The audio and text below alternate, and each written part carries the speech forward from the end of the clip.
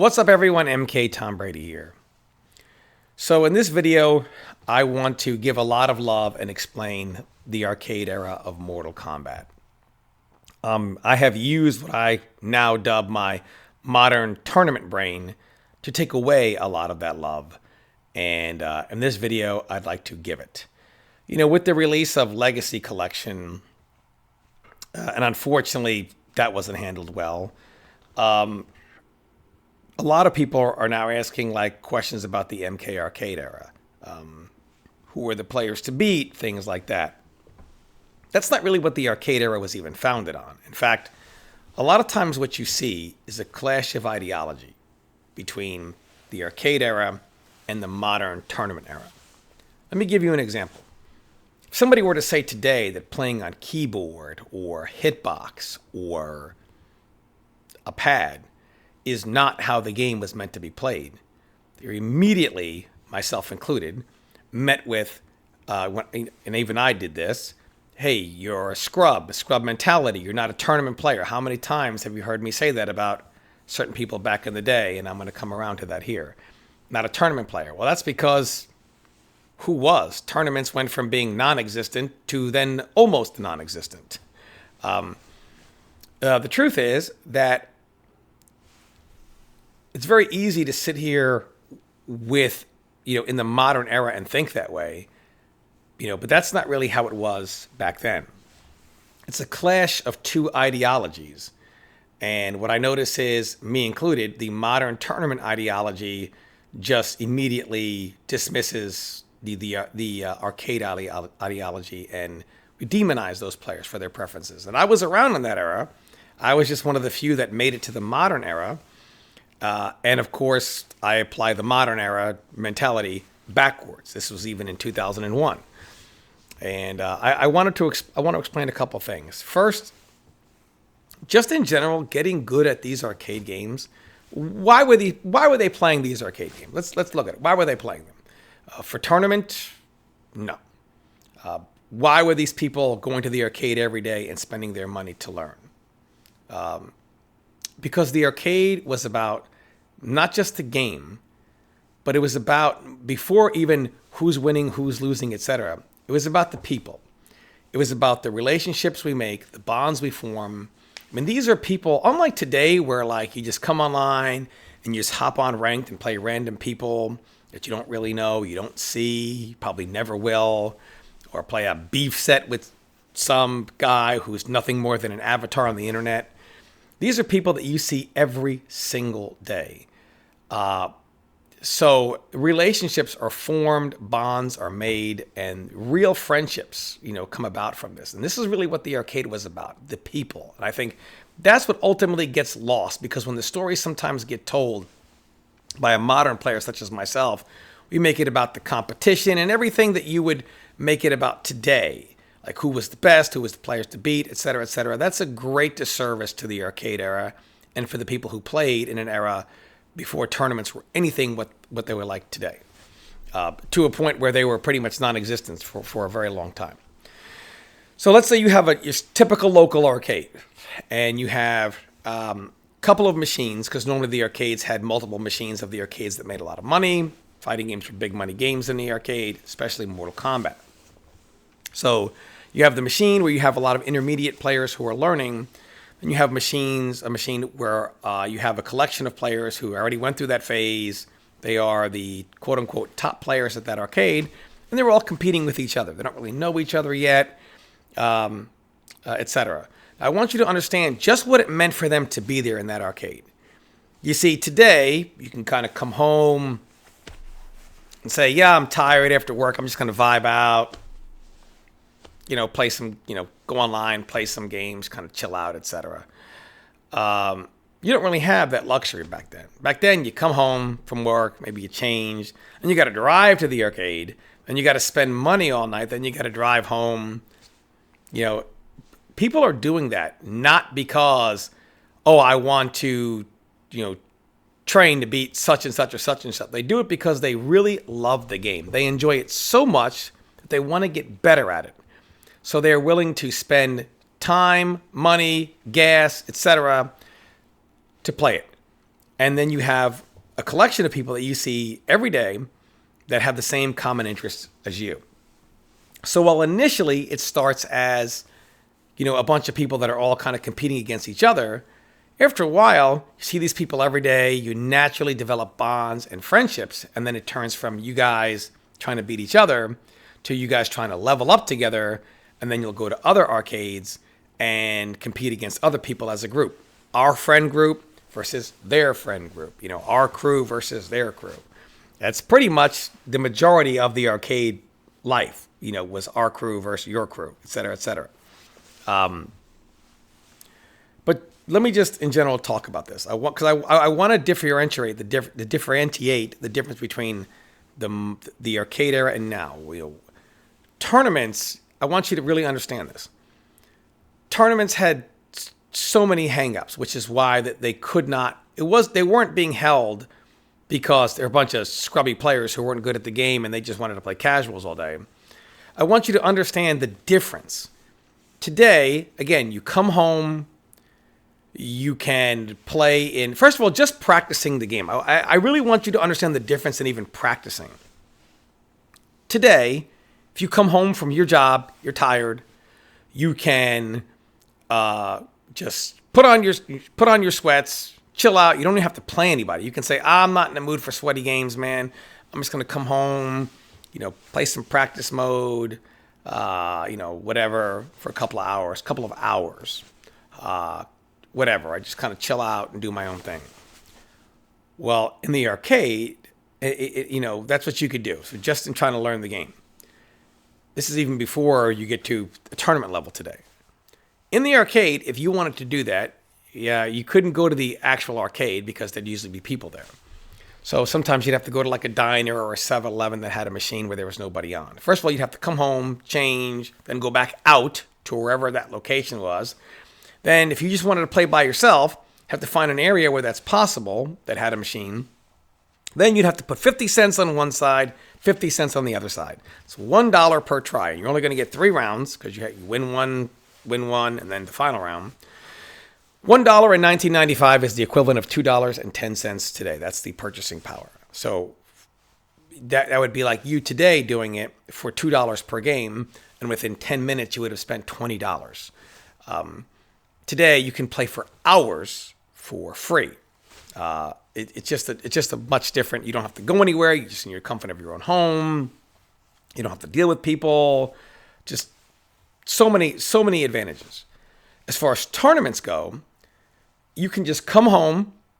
What tournament is tonight? Oh yeah, I'll join that one and play for free. And you play, win, lose, however you do. Tournament's over. Enter one the next night or the night after, etc. Well, back then, even if there was a tournament, where was the tournament? Like right now, you can just enter any tournament from the comfort of your own home and play online. You don't even have to travel for, because there's so many tournaments. Obviously, we covered offline tournaments more, but you can compete online, every single night if you wanted to for nothing. Well, now let's go back then. Let's say you wanted to go to a tournament in like 95. Let's say there's a tournament somewhere. Okay, well, first you got to come home. You come home from work. Then you got to, you change out of your work clothes, etc. And then you got to drive. Not necessarily to your local arcade, because your local arcade, that may not be where the tournament is. Maybe the tournament's, like if I'm to say you're somewhere in New Jersey and the tournament's in New York. Well, like Next Level, for example, or Chinatown Fair. Well, now you got to drive there. Or wherever it may be in your area. Could be... Arcade could be, the tournament could be 10 minutes away. It could be an hour away. But that's what you have to do. So then you got to drive there. It's money for gas, right? You're already tired from work. And then you go to the arcade and you got to pay for all your games. For one, as people are kind of warming up there, you're spending money at the arcade as you're warming up and you're playing your games. And then you got to spend money during the tournament for those games. And then afterwards, then you got to drive back home. And if you're someone that didn't do so well, you drove all the way out there, spent a bunch of money to play casuals, and then lost in the tournament, and then you had to drive home. And that's people didn't want to do that, People that were just learning were not about to do that. So tournaments weren't held because for the most part, because most people didn't want to enter them. You'd have the same 5 to 10 people that were high level at that arcade. People that had to travel a far distance normally didn't want to go there. So what's the point of holding a 5 or 10 man tournament at that local arcade, which is why they just didn't happen. Things were just different. It wasn't necessarily because people were scrubs or not quote unquote tournament players. That's just not how the era was. And so no, don't get me wrong. There were some local arcades that had bigger turnouts than others. And that was in the mid 90s, but those tournaments were almost non-existent, and very few people even entered them. And it got to a point where the same people were winning them every week, and then less and less people started to enter, and then those weeklies became less. Whatever. After a while, it was like, why bother? It's just the weeklies are just everybody we see here every day that we play every day. So it's just far different, in the mentalities, because people don't understand. They look at that era through the lens of the modern era. And that wasn't really the case. The arcade era has always been and will always be about its people, its relationships. Today, relationships are not personal. You're just playing some unknown guy that could be wearing an animal mask in his underwear in a Nike ad, which, of all the photos, wow, wearing Nikes. I'll never get that image out of my head ever. But you don't know who you could be playing. You don't know these people. You don't have any bonds. You don't have any relationships. And people today, they don't want them. Come on, play my set in ranked, keep it pushing, keep it moving. I don't care about you. I don't care to know you. I don't care to whatever. I'm going to be rude, obnoxious, teabag you, etc. It wasn't like that way in the arcade. It really wasn't. Now, the thing about the arcade, though, was how you played the game really mattered. And let me explain why that is. When you went from arcade to arcade, the information wasn't spread like it is today. You could literally go to an arcade, not even an hour away, and they would have no idea how to play the game. Let's take Run Jabs and UMK3. You could literally go to an arcade an hour away, and they had no idea what Run Jabs even were. They wouldn't do them because, they didn't even try. They had an unwritten rule of no throwing. And if you run jab, throws are going to happen. So nobody did Run Jabs. Then you would go to that arcade and jab the bejesus out of them, and they would think you were that's not how the game is played. You're spamming, you're mashing these jabs over and over and over again. Information was spread so little that most places didn't even play the game, quote unquote, properly, because properly varied from arcade to arcade, ironically. And people would want to punch you in the mouth for playing a certain way or doing certain things over and over again, like spamming Run Jabs. Which is why generally you stayed in areas around your arcade or arcades with the people you played with every day that you developed these bonds with and these friendships with. And if you went somewhere else, you would normally bring your crew because ideally you were going to play far different than them. And probably they would think, what are you guys doing this for? This isn't how the game is played. And, there could be issues. There was just no information. Again, I can't tell you how many arcades I went to just in UMK3 where just run jabbing was considered toxic, scrubby. All you're doing is mashing these jab. All you're doing is spamming, the common term of the time. There was just no real information. But what I really want you to understand is, from an arcade player's perspective, it was far different than today. It was you playing games with your friends, and either people would come to your arcade or you would go to theirs, and who had the wins at the end of the night. That's kind of what it was, or the streaks, you would say, right?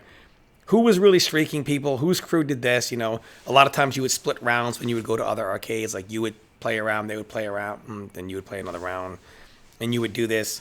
these things were common, and it wasn't decided by tournament who was better. It was decided by who had the streaks. This is, I know I demonized this and said, that's not a tournament mindset, not tournament players, etc. But that's really how it was in the arcade era. For almost the entirety of the arcade era, that's kind of how people viewed things, at least in Mortal Kombat, and most of them, outside of maybe Southern California for Street Fighter. This is kind of the arcade era. So if you look at the lens of a tournament player, you say, oh, well, these are just casual games. Nobody cares. You're not a tournament player, blah, blah, blah. This is not how it was seen back then. It's also the same thing with the equipment you're playing on. And I really want you to understand this. When an arcade era player who played in that era, when their ideology clashes with the modern ideology, when you hear someone say, oh, just take the D-pad and hold up, and then while holding up, then do forward for instant air, anything like, for like katanas, MK2 air fans, or whatever you're going to do, right? And sometimes they'll either use one finger to hold up and then the other finger just forward. If you're on keyboard, you can do this. Same thing with hitbox. If you're on D-pad, you can either still do this, which is probably awkward, or you can take your thumb and hold up with it and then kind of, wiggle it while holding up, wiggle it to the forward. To an arcade player that played Mortal Kombat on the arcade, if you introduce that concept to them, the first thing they're going to say is, well, that's impossible on a stick. I mean, it's impossible. You can't hold up and while holding up, do forward.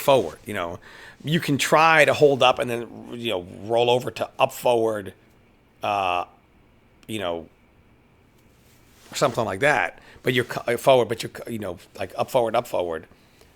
But you can't do it. It's nowhere near as precise. And I'm not saying it's not possible to do instant airs, for example, like people do it today on their sticks. However, I mean, it is not like that, to an arcade player where you hold up while then hold up with one finger while doing forward with the other, or rolling to forward while you're holding up.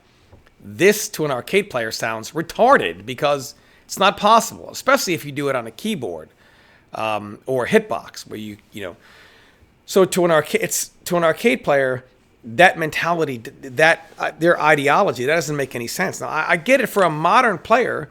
You understand this is how all games are played. When a game comes home, you can play it on whatever equipment you want, as long as the equipment isn't modded or have any kind of like cheats or multiple buttons for the same thing, But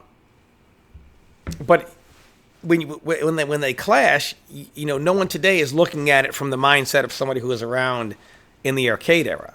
So this is why we get so many arguments between what people are playing on today or what the game is being played on. And I think most people are just seeing things from their point of view, myself included. So when and for someone that was around back then, when I put myself in that mindset, what would I have thought in 95? Would I have thought the same thing I think today? Probably not. So I just want you to understand where these arcade players are coming from. And also why people weren't quote unquote tournament players, because there were no one was a tournament player. I want now to talk about when the clash really started happening in Mortal Kombat, when the modern era and the tournament era kind of clashed. When the tournament era and the arcade era started to clash. And I'm going to give flowers to a guy that I want to apologize to, Lex, for in the modern era using my platform to be very petty and kind of dump on the guy. Because the truth is, the guy was an excellent, outstanding UMK3 player, and I don't want old grudges or old beef to get in the way of what's right. And I want to take the time to do what's right here and give him his well-deserved flowers, because I tried to take them away when his name came up out of some pettiness from stuff from 20 plus years ago. When in 2001, I believe there was Lex started talking about UMK3. I believe it was '01, somewhere around that time. Now, there had never been any info dumping that people nationwide could read on a forum anywhere about high-level UMK3. Again, I would say most arcades did not play UMK3 at high level at all. I mean, at all. Run jabs were things that most arcades didn't even do. They didn't. Run jabbing was not common. Only a few arcades only a few crews at some arcades in certain regions did them. A lot of them did not. So this is the first time people are hearing, info dumping, reading like info about high level UMK3, and on the boards, most people had no idea that this is how the game was played, and it was a big deal because a lot of people didn't hear about each region. Like the thing is with Chicago, like obviously everyone knew that there was a lot of competition in Chicago. That's where the game was made. It's common to believe that there's a lot of competition there, considering the game was made there. The games were played there probably more so than the other regions. So when you have someone who everyone knew, Lex, for example, who was you see his name in the credits of MK4 at that time, a few years post MK4, so people knew who he was. And he's just kind of like info dumping all this information on high level UMK3, which was a big deal to me because, I always thought, like, do we even play the game right? A lot of times the regions that I played in, the crew that I played with, when we would go to other arcades, it'd be like, well, they're not doing any of this, and they're not playing the game at its, really what I would call high level. But I always wondered, would somebody come here and be doing something, and we'd be like, wow, run jabbing sucks, it's scrubby after all, and now we're getting mopped up. So it was a big deal to me because it shows, like, okay, thank God we were at least doing that right. But there was so much information in there, and really that kind of knowledge really wasn't around outside of that area. So you had just knowledge and years of experience in this game that were being dumped on the internet. And now, of course, there was, back then you couldn't say anything on the internet without shit talk, with, as Lex would call, enforcers coming out and shit talking back and forth. So there was kind of a lot of that. But the thing is, that was a really big deal when that happened. And that really, I think, started, I don't know that UMK3 would have even, without that back and forth, I don't know that UMK3 would have picked up the way it did. I know, you had people like Shock who were doing his thing on the East Coast, but really the Chicago versus everybody really kind of brought a lot of that to the center. Myself, I didn't pay any respect to Lex when he brought up the WaveNet streak. So let me explain why WaveNet was so important. You didn't have to drive, to this arcade or that arcade with WaveNet. You could literally play everyone in the greater Chicago area online from wherever you were, wherever the cabinet was. And it was a really big deal. And the reason why the streaks were important is you weren't just playing someone at one arcade, you were playing people at every arcade. So you were playing a lot of high-level players over and over and over again, all connected with each other. So the streaks were a big deal, very much like, when Lex would say whoever had the streaks, like who had this streak or that streak, or talks about people's streaks. To a modern player, like even myself in 2001, I'm like, this is scrub talk. This is not, who cares about the streaks, Go to tournament and play someone in tournament. Tournaments were being held. I think Shock was starting to do his thing over here on the East Coast. And it's like, well, come to tournament, do this, do that. And it was just two ideologies that were clashing. I had but adopted the tournament mindset now. I didn't casual play, streaks, who cares? You could beat somebody 300 times in casual play and they beat you twice in tournament and they're better. But that's not really how that era was. That's not how that ideology was. Who had the streaks at the end of the night, at the end of the day, and everybody knew, like when you would go to the arcade, everybody knew whose name was on top. Wow, this guy has 80 wins, 100 wins. Who is this guy? Like, that was a big deal in the arcade, you know. And that's the guy you wanted to play. Like, who had this streak? Everybody wanted the top streak on the arcade machine, you know, in every arcade.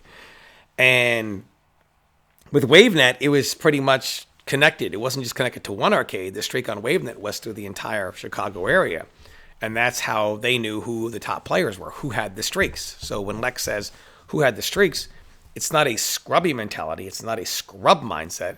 It's the arcade mindset of, hey, it's so easy to just take a mindset from the tournament era and then go backwards and say, oh, well, if you apply that mindset here, but times were not the same, you know. So who had the streaks were a really, really big deal. And those were all excellent players, all excellent players. So, you know, I certainly, you know, was, again, using what I call tournament brain and applying it to the arcade era and not respecting anything. Even though I came from that era, tournament brain is infectious. Once it catches you, that's all that matters is tournament. You don't care about, you dismiss everything. Casual play, streaks, all quote unquote scrub talk. And that's kind of how it's seen today, but back then, not necessarily so. And I really want you guys to understand the difference in the ideology. So when arcade players today are made fun of for the way they talk or think, you have to understand that's the era they played on. And they're not going to apply a modern standard to back then any more than somebody from, you know, today is going to apply a standard from back then to today. It's just two different ideologies. Neither is right or wrong. It's just the way things were then, and this is the way things are now. And I just don't think that that is respected today, and myself included. And I want to, you know, just kind of like make that known. So this is why the ideologies are so different. And a lot of times it's not anything more than a clash in ideologies when it comes to, you know, the modern player and the arcade player from the Mortal Kombat era, arcade era, kind of not really seeing eye to eye. I want everyone to know that someone like Lex was an outstanding player in the arcade. Outstanding. Lex was great. Mo was great. Paulo, you know, Thrower was good as well. There are so many good players in the arcade that probably will never be named just because their region wasn't on forums or boards or whatever. It just, you know, there'll be a lot of unnamed arcade heroes. But when it came to those guys in that area, those guys were second to none. And I want to give Lex his credit as being a legend in UMK3. You cannot tell the history of competitive Mortal Kombat without someone like that. You know, no different than you can tell the story of competitive MK2 without bringing up Dream TR and people like that. You know, you really can't. And I just want to give him his respect as a legendary player in the arcade era. And just kind of, you know, I talked to him last night, and we put everything behind us.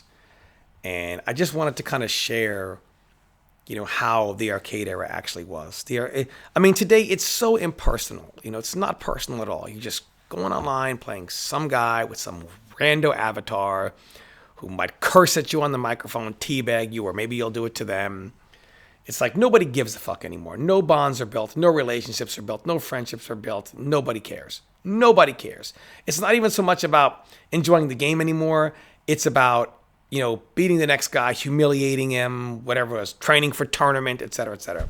Back then, it was about spending your time and money because you love the game so much you want to get better at it. And you have a common interest with people that are there as well. And you guys build bonds, friendships, real relationships, many of which these people are still friends to this day. Real bonds, real friendships.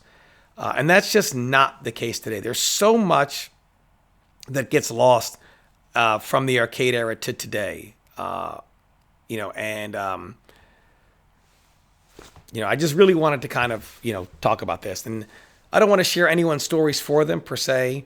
I know Lex is going to be on a podcast. I think he and I are going to do it together. And I know other arcade players are as well. And what I just want going forward in Mortal Kombat is to kind of bridge that, to have the modern players no longer look at the older ones as scrubs or scrubby or scrub mindset or whatever it is. Or when they talk about things or the cabinet and what's being played on today, to people really understand where they're coming from, much like, and hopefully they can understand where players today are coming from. When I spoke to Lex, he fully understood when players today are coming from, but he was just, that's not how it was then, and you can't apply today backwards because that's just not how it was. And I just really wanted to explain that and give it a small peek into arcade history, as I'm sure these things are going to continue to be talked about. I want to issue a personal apology for Lex for, the grudge or whatever pettiness over the last 20-something years, and using my platform to, when his name came up, to kind of have a go at him. And I just want to personally say to Lex that I respect him. He is a legendary figure. And he even says he's not a tournament player, but that's because there were what tournaments? Nobody wanted to play in those tournaments. It was about the streaks. It sounds scrubby today when you say it, but it wasn't scrubby then because that's how it was. What are you going to hold a tournament? Who was going to show up? They were very, very small, not even because lack of information, but because who wanted to play in them? People didn't want to. People didn't want to spend their money. They didn't, you think average players, the low-level players, wanted to show up and join the tournament? Why? It's just going to be the same 5, whatever players winning it like they do every single week. Why am I going to show up and spend my money? Right? That's kind of like how it was. So the streaks, who had the streaks at the end of the day, at the end of the night, who were the top players on that cabinet, especially in WaveNet, where people could play online, right there in the Chicagoland area. That is how those top players were seen. And to say that Lex was any more than a legendary player would not be giving him the credit that he so justly deserves. So I hope, people can understand the differences in the eras and the clashing of ideologies. And hopefully we can kind of try to understand that when we have players from different eras talking about their ideologies and, not being so kind of toxic about how we see each other's ideology and point of view based on the era that we're coming from. Thanks for watching, everyone.